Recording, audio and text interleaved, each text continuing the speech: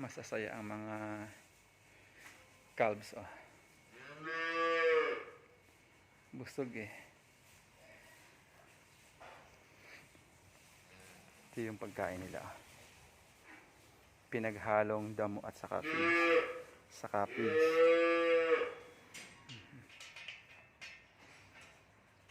Nakakatuwa naman itong mga calves nito.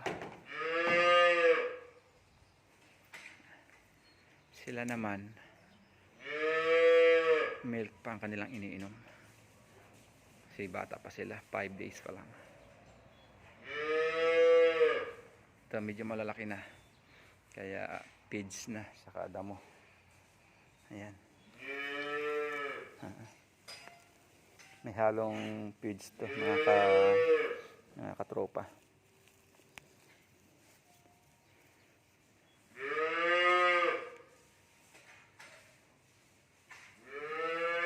Nakakatuwang tingnan.